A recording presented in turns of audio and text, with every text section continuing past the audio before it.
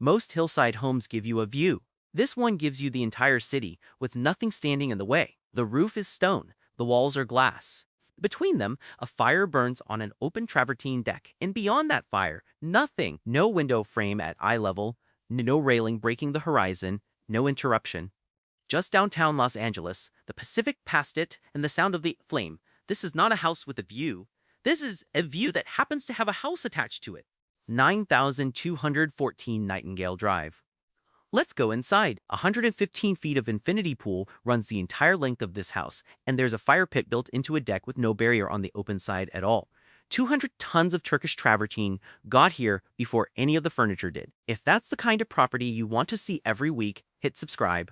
We'll be back next week with another one. Woods plus Dangaran designed this house around a single material logic.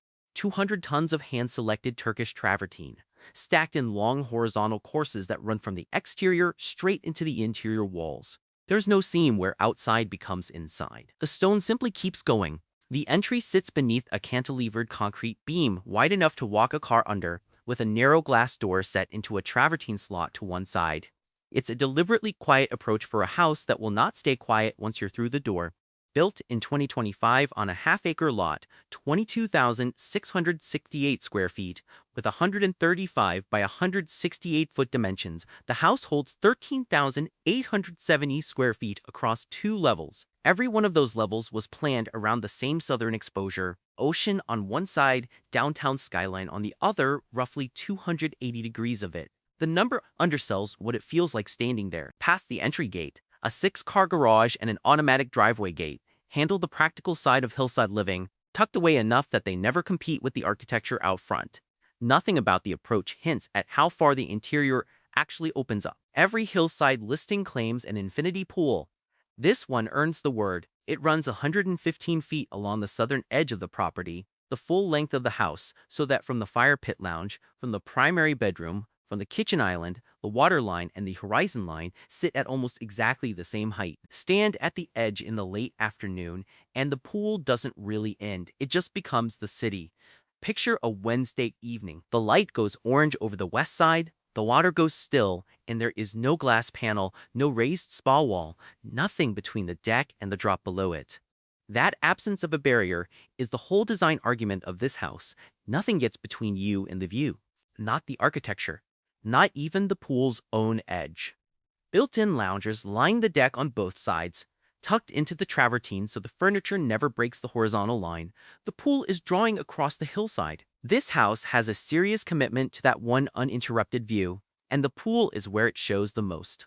The lounge under the motorized louvered roof is where this house does most of its living. A stone fire pit sits at the center, long enough to seat 10. With low upholstered seating built around the deck and a retractable shade structure overhead that turns the space from an open pergola into a covered room in about a minute. This isn't a patio with furniture on it.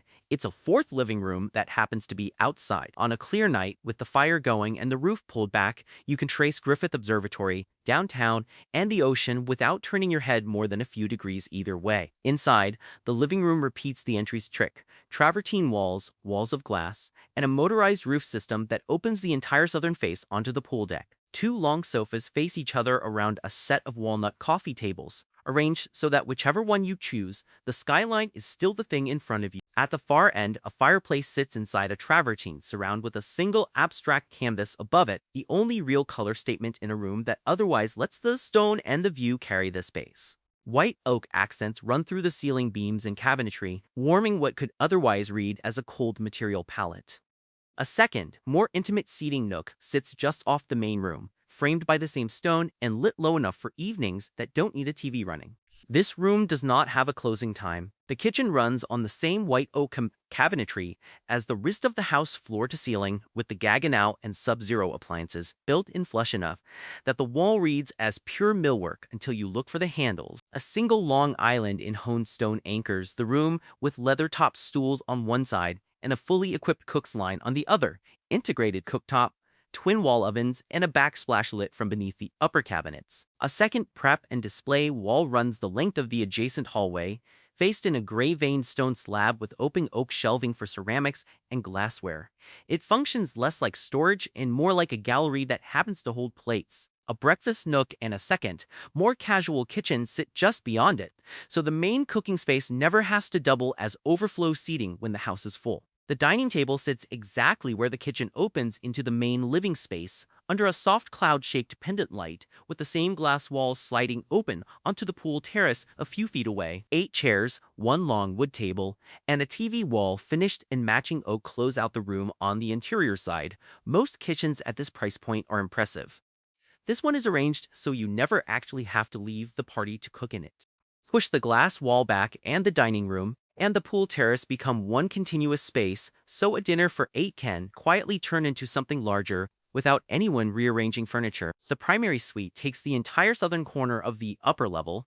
The bed faces the pool and the skyline directly, set against a travertine headboard wall with a sliding glass door that opens the room onto its own private stretch of deck. No shared sightline with the rest of the pool terrace below. The closet is a room of its own, a skylit corridor lined with backlit oak millwork on both sides, long enough to need a dressing bench at the far end. This is not a closet, it's a gallery that happens to hold a wardrobe. In the primary bathroom, a freestanding tub sits against a glass wall, facing a private interior atrium, with a double vanity finished in the same stone family as the kitchen island. Picture a Thursday morning, coffee on the private deck. The pool below you, the city below that. Nobody has to leave the bedroom to get any of it. Even the fireplace here doubles as a quiet detail worth noticing. One of 4 throughout the house, tucked into the same travertine language as everything else, so it never competes with the view it's sitting in front of. One level down, the house shifts from view-driven to activity-driven. A billiards table sits in front of a sunken lounge with its own television wall and a sliding glass door onto a covered balcony, a smaller, more private echo of the main terrace above. Around the corner, a seating room built around a slim staircase and a courtyard tree does double duty as a library and a second living room, finished in the same white oak millwork throughout the house. The private theater seats a full row on tiered banquettes, lit low enough that the screen is the only real light source in the room. Down the hall, a full home gym with a glass wall onto its own private garden closes out the lower level. Peloton bikes, a mirrored wall, and enough open floor for a full workout without ever needing to leave the house. A dedicated wine cellar and sauna round out the amenity list on this floor, both finished in the same restrained material language as everything above them. This is not a basement, it's a second house that happens to sit underneath the first one. Here's the honest part. This house was designed almost entirely around its southern exposure, the ocean and skyline side. That means the primary rooms, the pool, and nearly every major window face one direction. If you're looking for a property with equally dramatic views on all 4 sides, this isn't that.